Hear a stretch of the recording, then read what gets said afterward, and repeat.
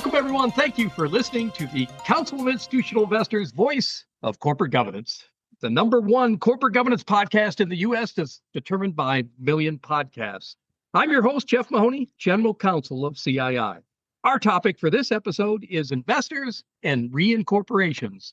And my special guests today are the co-hosts of my favorite podcast, Shareholder Primacy, available on all major podcast platforms. We welcome Ann M. Lipton, Professor of Law, and Lawrence W. DeMuth, Chair of Business Law at the University of Colorado Law School, and Michael R. Levin, a respected investor, corporate executive, and management consultant with almost 30 years experience in investing, corporate finance strategy, and risk management. Michael previously served on the boards of Comarco and AG&E and is currently the chair of the board of directors of Charles and Colvard Ltd. Thank you, Anna and Michael, for taking the time to share your knowledge and expertise with us today on an issue of great interest to many investors. Thank you so much for having us. Yeah, I'm delighted to do this. I've been a listener for a long time and was excited when you suggested that we join you to talk about this today. As of June 16th, 2026, data regarding reincorporation announcements compiled by Benjamin P. Edwards, who's Associate Dean for Faculty Development Research and Professor of Law at the UNLV William S. Boyd School of Law, that data reveals that since January 1st, 2026, 27 companies have announced their reincorporation from Delaware to other jurisdictions. And the top 3 destinations for those 27 Delaware companies were Nevada, Texas, and the Cayman Islands. And of those 26 reincorporations, only one to date, Texas Capital Bank Shares, which is a bank holding company listed on NASDAQ and headquartered in Dallas, they are the only company so far that has failed to receive the approval of a majority of the shareholder votes cast. So on today's episode, we're going to discuss what are some of the key considerations for a long-term shareholder when voting on whether to approve a reincorporation.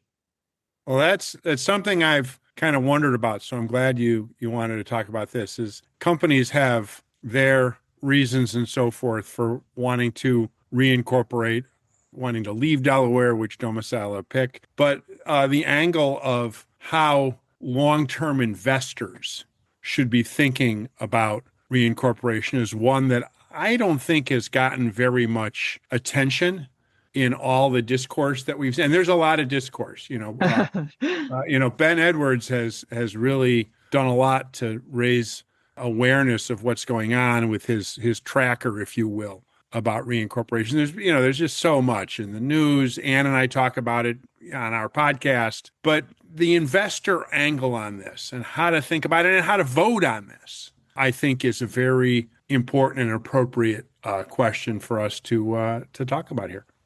Yeah, I think that, in general, just sort of big picture, the issue here and the differences are generally about the ability of shareholders to hold management accountable for management failures. But at the same time, the problem is not all shareholders agree with each other. So as to what counts as a failure, and there's always the risk of one shareholder who's going to be able to hijack everyone else. So litigation, on the one hand, you may want to preserve a right to sue over problematic behavior. But on the other hand, if one shareholder can sue, then kind of all the shareholders can sue. And there's a risk that there'll be some shareholders who are suing over something that other shareholders disagree with, frivolous litigation, things like that. And that ends up costing the company time. It costs the company expense. Voting, obviously, great way to hold management accountable. But if it's a startup tech company with like a long-term vision, maybe you don't want a short-termist shareholder coming in and ousting management. So maybe you'd prefer to see more management voting power. So like on the one hand, we have this issue of you want to protect the enterprise from interventions you don't want, but at the same time, you want to preserve a space for the shareholder interventions you do want. And it's really hard to know in advance, like where exactly to strike that balance. And as you observe very well, shareholders are diverse, and some of them view some of these issues as more important than others do. So, finding a place where you get to kind of the right level of attention to shareholder concerns is not easy. So let's dive into it. I'm going to present 3 hypothetical reincorporations for your consideration. In each of the hypotheticals, you represent long-term shareholders of a Delaware public company, and you're being asked by the company to vote to approve their proposed reincorporation. So hypothetical number one, the Delaware public company is reincorporating into Nevada. Nevada. Okay, Nevada. So, Ann, let's start with you. What are your key considerations for determining whether you would vote in favor of a Delaware public company reincorporating to the great state of Nevada? Okay. Well, let's talk about some of the biggest differences. First, Delaware has a very well-developed court system for dealing with corporate disputes. Nevada doesn't. It's in the process of trying to create one, but it doesn't have one yet. So that means if disputes arise, Delaware courts will be able to handle them very quickly and according to established case law. It's not clear Nevada can at this time. They got a lot of unpublished decisions. I mean, it's just, they're not there yet.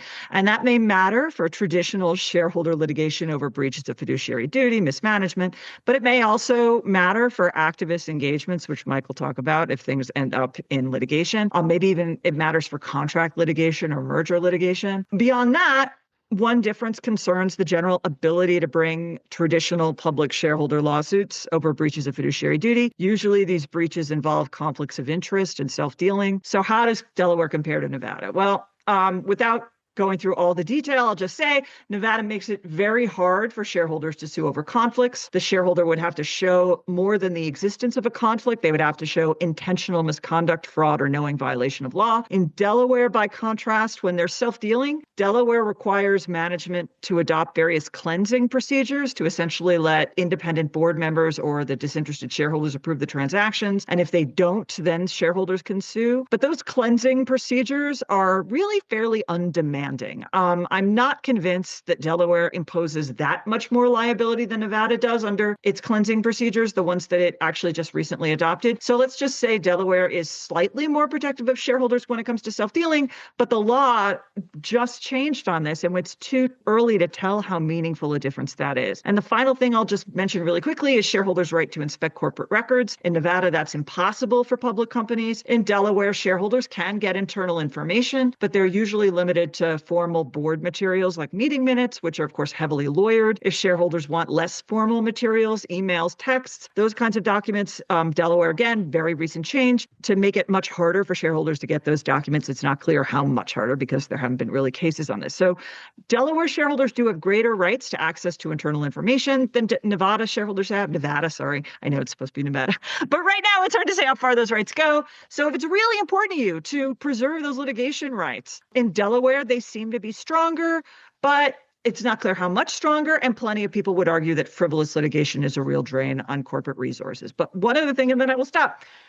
We can't forget for all of these conversations that a company could reincorporate to Nevada or Texas or whatever and put in their charter more protections than the state would otherwise have. So if what you're really concerned about is like some kind of tailoring mix between the jurisdictions, that actually can be done and might also be a consideration. Michael, you're up. Well, Delaware's okay. Nevada. What say you? Let me just recap a couple things because Ann highlighted a couple of the really important two investor attributes of this. The first, of course, is just procedural. The procedure for bringing litigation in Nevada is going to be trickier. Delaware just has a much better established court system and so forth. So you'll get stuff handled somewhat better, I suppose, at this moment than in Nevada. And it'll probably happen somewhat faster, which, of course, is relevant here. And then the second, I want to focus on the books and records attribute of this, which is really important to at least the kind of investors that I spend a lot of time with. The idea of being able to do books and records demand, both for just general information about what's going on in investment, then also in anticipation of litigation. That's pretty critical. And the idea that Delaware has a very well-established set of rules for how that can work it sometimes infuriates me when, there's some demand I want to make and it doesn't go well. But the idea that Nevada, as we know, doesn't really allow it really at all is somewhat troubling. Now, I'll make one other kind of comment is that most, under our little hypothetical here, we're talking about, a long-term shareholder that's probably not an activist, the kind of thing that I do. And I don't do a whole lot of litigation in any case. And I'm expecting that in the hypothetical, most long-term shareholders are not going to be a party to a lawsuit. So this has to do more with what kind of environment there is for holding management accountable rather than whether it's going to sort of directly affect, that voting shareholder. All right. So that kind of puts it like maybe a half a step removed from the direct interest of that voting shareholder. So you'd have to be wondering, okay, what kind of environment do we want to have for holding management accountable rather than how it's directly going to affect that shareholder? So those are the kind of things that, from a mostly legal standpoint, I would be thinking about. But then you also have to mix into this the idea that, my own opinion, I'm pretty stubborn about this stuff. And again, much as I borch about, Delaware and, I get, I've been in Delaware, I pursued a chancery matter at one point on my own. And it can be very frustrating, but anything that a company wants to do that's going to really, and I'm not even going to say materially diminish, just diminish, shareholder rights to, in this case, demand books and records or make it procedurally more difficult to bring for others to bring litigation that I know would benefit me as a long-term shareholder, that bothers me.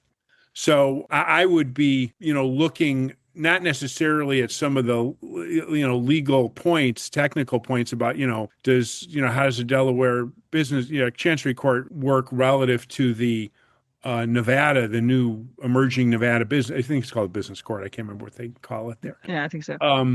But I'd say, why does the company want to do this? And, for most long-term shareholders, nuisance lawsuits are, just that they're a nuisance and so forth. They take a little bit of corporate resources.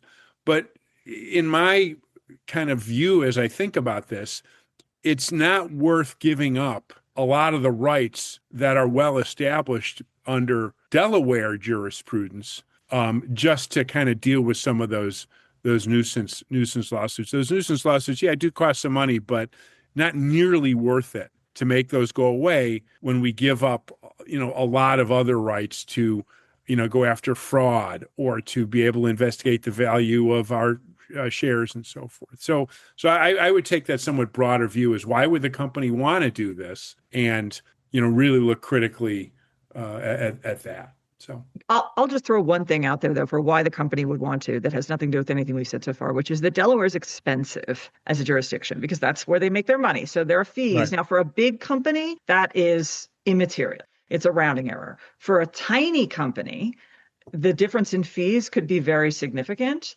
But on the other hand, the tiny companies are the ones where you would have the most concern about, misconduct and being able to hold management accountable. So Right. there are actually completely not insulate us from shareholder reasons you would go.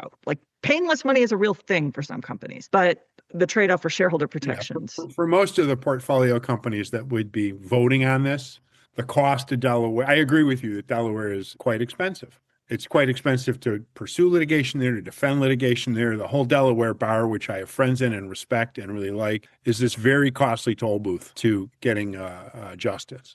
But, whether it's kind of worth it, it might be. You kind of get the legal environment that you pay for, and it might be worth it in Delaware. Let's go to hypothetical number 2. So the same Delaware public company from hypothetical number 1, this time they're going to reincorporate in Texas, the great state of Texas, rather than the great state of Nevada. So, Michael, let me start with you. What are some of your key considerations when you're thinking about Delaware to Texas? No, I am not supporting any company that wants to reincorporate in Texas based on what we've learned about what Texas is trying to do here. Clearly there's, an economic angle on it, like a state economic angle. Nevada's trying to develop itself as a domicile. So is Texas and so forth. Texas is, I'm going to say, almost embarrassingly pandering to company boards and so forth, saying, we're going to make it impossible. Nevada at least is kind of, waving their hands at, preserving some shareholder rights. Texas is essentially making it impossible for a shareholder to exercise any kind of rights. They're creating and I talked about the environment earlier. I mean, they're creating an environment where shareholders are essentially powerless. Essentially, not technically, but essentially powerless. to really hold management, hold leadership accountable. We've seen that in several examples. The one that Ann and I always return to, sadly, is the Musk family of companies. Well, they're not, they're in Texas economically because of the labor force there and so forth, but they're moving their domicile there in all these companies because it allows the CEO Musk to exert control in ways that other states, wouldn't be quite so tolerant of. So again, the short answer is, and I'll let Ann comment on some of the more technical nuance here, legal nuance. But any company that wants to move to Texas, if I was a shareholder, I'd be voting no, and I'd probably be selling my shares. And anything good you can say about going from Delaware to Texas from a long-term investor perspective? Yeah, I am. So first of all, Texas is at least as protective of managers as Nevada is. Shareholders do have slightly more rights to internal information, but they also have less ability to sue over conflicts in at least some cases because Nevada and Texas, you have to show like this knowing misconduct kind of thing. But Texas also allows companies to put that thing in their bylaws that says the shareholder has to have 3% of the company in order to sue. And in big companies anyway, that's simply not going to happen, which means no matter how much fraud there is, you literally just can't sue. So here's where but I think at the end of the day, both of them are very protective of managers and make it very hard to bring litigation either way. But here's where I actually see the big difference. Texas is taking what I call an anti-woke approach to corporate governance. So it allows companies to limit shareholder proposals. And we know shareholder proposals, they can be anything, but they usually are associated with corporate social responsibility, ESG stuff. Texas passed a law making it very difficult for proxy advisors to recommend in favor of anything involving ESG or even recommending against management. Right. Even it sends even a say on pay and so forth. Yeah. Right. Because ESG, so the G. Now that law is on hold because it may violate the First Amendment, but the Texas legislature is trying. In the past, one legislator tried to make it easier for shareholders to sue if the board based a decision on ESG factors, that kind of thing. So the whole approach to corporate governance tends to treat shareholder rights as somehow equivalent to liberal politics, to partisan liberal politics. So if we're thinking solely from a financial perspective and nothing else, there are some companies that might benefit from that. Companies can cater to a market by branding themselves as conservative. This is just sort of a branding thing, and you can make money that way. Maybe they can get political or regulatory protection by aligning themselves with the Texas legislature. There are real financial benefits there.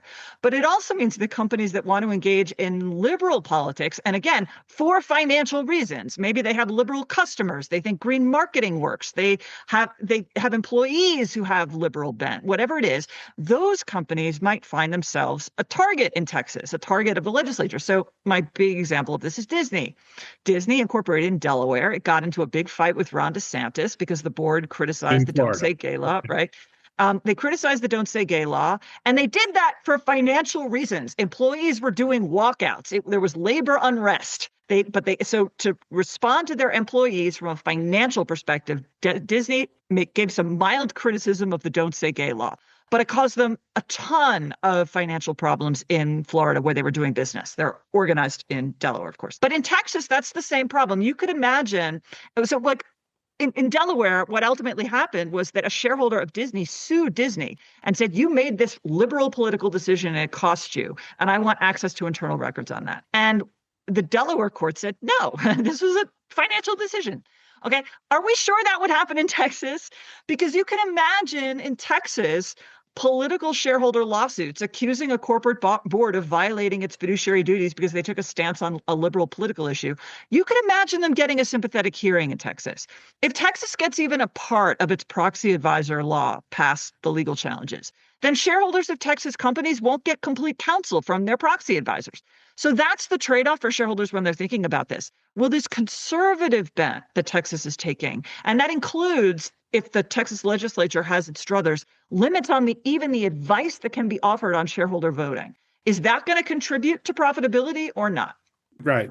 I think you're kind of supporting the idea that there's an environment that Texas is trying to encourage or create that is a little more, I'm not going to say biased, but goes in a certain direction that we would not necessarily find in Nevada. Nevada is trying to be a little more kind of be like Delaware, but a little more just helpful to management. But if you're in Texas, there's other reasons why. Yeah, exactly. I think that I actually do think that some companies have reincorporated to Texas and chosen Texas. But some of the ones that chose it are like they're Texas companies. They're already headquartered there. Oh yeah, All of our operations are there. and we're not But talking about Delaware there, but Exxon, moved yeah, from New Jersey, but Exxon's essentially a Texas business. yeah. And a lot of the companies that have sought to reincorporate in Texas are literally Texas companies. But some others, I think, are doing it essentially as a part of a political branding. And there are companies that I can see that being a financial benefit to one way or another. I'm not sure but it's an very hard to investor see. base or there's a customer base that appeals to. Yeah. Right. But I can't see that it being a draw in like the general sense, the way Delaware is. And then taking this back to how to vote on this. Okay. If for whatever reason you have a company in your portfolio because it's got the right risk return mix and they in fact benefit from being in Texas and they can make the case, it's not how I would vote, but I could see how a long-term shareholder might say, all right, you made a good case, you do something in a way where your business will benefit. The business will benefit, not just management will benefit from a Texas legal domicile. Cool. That's going to be a really limited number of companies. And so most of the time, like I said, because I'm stubborn, I'd be advocating, you probably want to vote no on this, just from a more broader shareholder rights perspective, forgetting, what kind of specific benefit a company gets out of this. So let's go to my third and final hypothetical. My Delaware public company reincorporates outside the United States to the Cayman Islands. Of note, we've had two examples of Delaware to Cayman Islands reincorporation so far this year. The first was CDT Equity Inc., a NASDAQ-listed company that's a data-driven biopharmaceutical company. The second example was Galacto Inc., a NASDAQ-listed biotechnology company, which recently was renamed to Demora Therapeutics Inc. Both of those reincorporations were approved by their shareholders with 97% and 63% approval, respectively. So, Ann, when the reincorporations from Delaware outside the United States to the Cayman Islands, how does that impact the key factors you would consider in deciding whether to vote to approve the reincorporation? Well, once again, there's a lot of insulation from liability in the Cayman Islands, although possibly more rights to appraisal.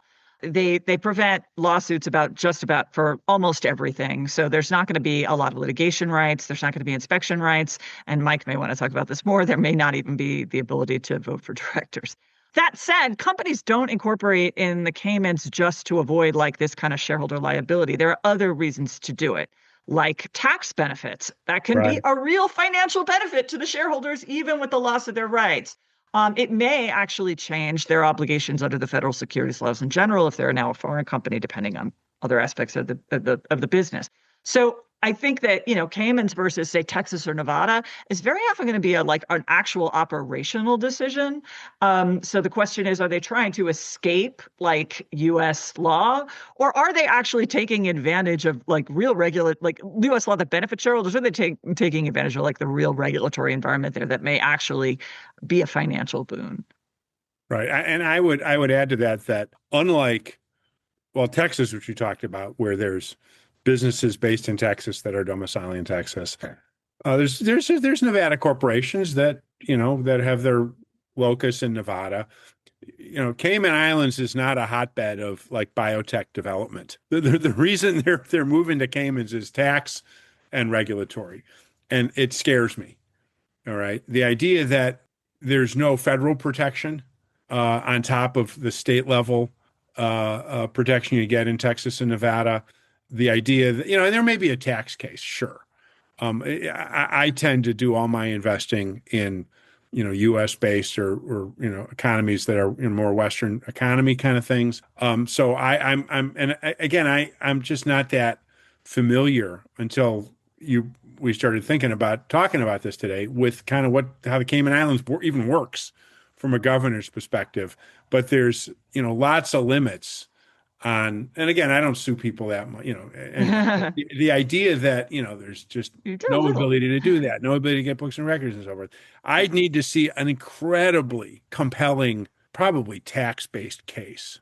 And even then, I'd have to wonder, okay, is that how I want to be investing my money in companies that are, really trying to, what's the difference between avoiding and evading taxes? I know that one's illegal and one's just ethically questionable. I'd have to think even harder than I would about Nevada or Texas, about a company that wants to move to the Cayman Islands. So yeah. And I'll just say that, like, just sort of my big takeaway about all of this is really as I said, there are different views on what the proper balance here is, given that you may not agree with all of your fellow shareholders.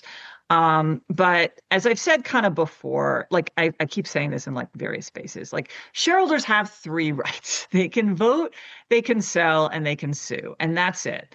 And I would think, from an investment perspective, you probably are more comfortable with losing one right when you know you have the others. So one thing might be something like if a shareholder it's a dual class company, there's a controlling shareholder, those shareholders might be more uncomfortable with incorporating in a jurisdiction with fewer litigation rights, because now you've just lost two of your three rights. But if the company has robust voting rights, single class share, single class board, maybe they're more comfortable with losing litigation rights. Or you might think about, like, what is your investment strategy? Is this like an index investing situation? I know, like, even if you're in a fund, a lot of institutional investors get pass-through votes even on their index investments. That means you can't sell. So how comfortable are you with losing other rights where selling isn't on the table? So it may very well come down to, for investors, like, well, what other mechanisms are still available? How much am I losing at the same time? Yep, that's a great way to think about it, I think. Okay, final question. I think I know how you're going to answer this, but I'm not sure. So let me just ask. So, Michael, starting with you, can you rank order your preferred reincorporation destinations as a long-term investor when the three options are Delaware, Nevada, Delaware, Texas, Delaware, Cayman Islands? Rank order from best to worst. Oh, best to worst or worst to best? Can I go worst to best? Sure. I think worst at this point would be Cayman. It's just so unfamiliar. And, the reasons to move, again, I keep asking, why would a company leadership want to do this? Next, and I can't tell whether, where in the middle it falls, would be Texas. Again, because Texas, companies that are moving to Texas are doing it because of the environment that Texas is kind of creating. I think if the least worst of the three would be probably Nevada. They seem to be taking a little more seriously the idea of at least creating a reasonable procedural environment. There are certain, some rights that they are continuing to pursue. Again, and this is tempered by the idea that, if anything, the thing that I do most, though other long-term shareholders who are the audience in this hypothetical don't, is books and records demands. The idea that Nevada, which, we kind of knew, kind of is really doesn't allow that in any kind of meaningful way. That's a problem, but I can, probably get around that. And most long-term shareholders are not doing books and records demands. So I think Nevada would be probably, as I said, the least worst of the three. And you have any difference in your ranking? It really depends on what exactly you're thinking in terms of what you want. I mean, here's like two of the biggest differences between Nevada and Texas are. Texas does have business courts, and I tend to assume that there's going to be a thumb on the scale against shareholders because that's why they're there. But at the same time, Texas has a lot of other kinds of litigation in the state, and they want to preserve that in general. So like there are certain rules, like they're going to be careful that they don't, do anything just because they're sort of trying to make it more protective of managers. They're not going to do anything with litigation that's going to mess up everything else in the state as far as litigation goes. So it has business courts, and you can get some books and records if you're not doing it for litigation purposes and you're not seeking informal documents. Nevada, you can't get any books and records. So if that's really important to you, and the fact that you've got a Texas business court that's going to, at the very least, sort of want to preserve the general litigation environment in Texas, then maybe Texas is better. But if you're concerned about the political environment in Texas and whether that's going to come to hurt this particular company, well, then that might be a consideration against Texas. And then finally, Texas, again, you can put that bylaw in that requires a shareholder to have 3% to bring a lawsuit, even for knowing misconduct. Nevada doesn't have that, or Nevada, sorry, it doesn't have that. So there's that sliver of preservation of litigation right that Nevada has that Texas doesn't. So it's really just about what you think is the most important to you. Right. And Cayman obviously doesn't have any of it. So Right, yeah. Cayman, the financial benefits would have to be pretty strong. Immense. So that concludes our podcast episode. On behalf of the Council of Institutional Investors, I want to thank my special guests, Ann M. Lipton and Michael R. Levin, the co-hosts of my favorite podcast, Shareholder Primacy, available on all major podcast platforms. If you have any questions or comments regarding this podcast, please feel free to contact me at Jeff, that's JEFF, at CII.org. Until next time, I'm Jeff Mahoney. Thanks again for listening to the Voice of Corporate Governance.